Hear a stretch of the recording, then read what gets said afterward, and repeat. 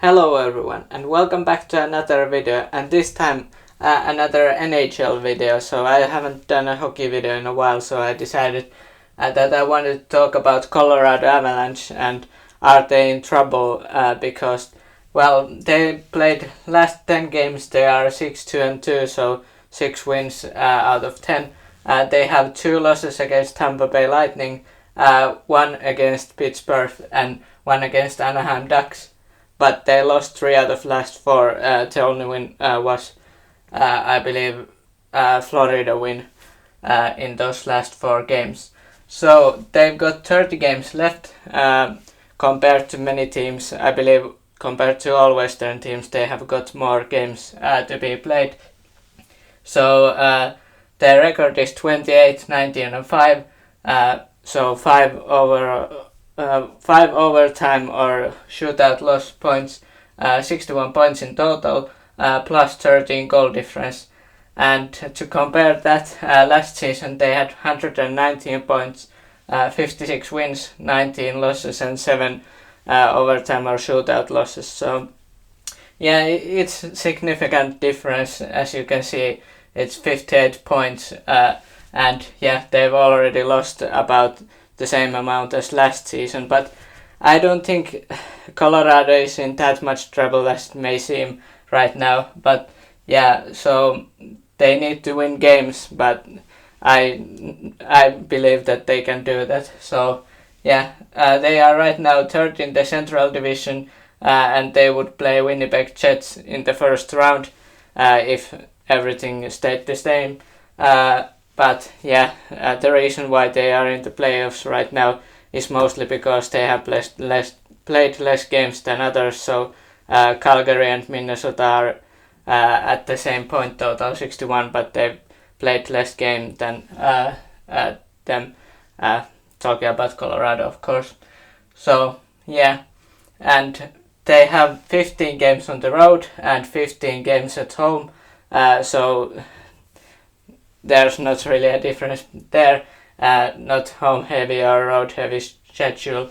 And yeah, 15 games are also against teams that are not in the playoffs, like 3 games against Arizona, 3 games against San Jose, 2 games against Ducks, but they lost against them, so that's gonna be interesting, and 1 game against Chicago as well. So yeah, I think at least those games they should win, so that would be like 9 games already won if they managed to win those. So yeah, that would be interesting to see if they stumble on those games and how that would correlate into their season record.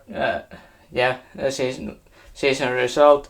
But yeah, I don't think they should win 17 or 18 games if I'm not mistaken, so that would be over half of the games. But they had last season, I believe, at least 2 streaks with 10 game winning streaks or more. So yeah, they can easily win like 15 games in a row. But this season they've had their struggles so far, but I think they're just pacing themselves so that they would be better in the playoffs. And of course they're missing their captain Gabriel Landeskog, so that affects them, and then Josh Manson as well. So yeah, and here I got the most important players, and I wanted to do this just to basically cheer up Colorado fans, because I don't think it's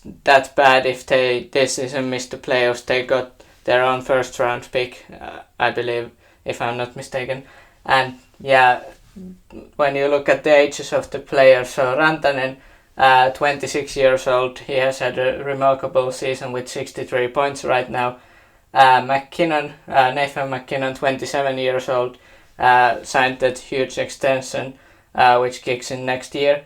McKinnon has 60 points. Then Landeskog, which I already mentioned that he has missed the whole season, but this brings memories when Kucherov was injured most of the regular season for Tampa Bay, and then they won the cup. Then Valeri Nichushkin, He has played well this season. Of course, he has been injured as well, but he's 27 assists. Arturi Lehkonen. Then Alex Newhook, 22 years old, so he's one of the younger players in the squad. And then I've got 4 defenders here that I wanted to mention. Cale Makar, 24 years old. He has 45 points in 45 games, so he has missed some time, 7 games in total. But yeah, I think Makar has had a good season yet again. Then Samuel Girard, 24 years old as well.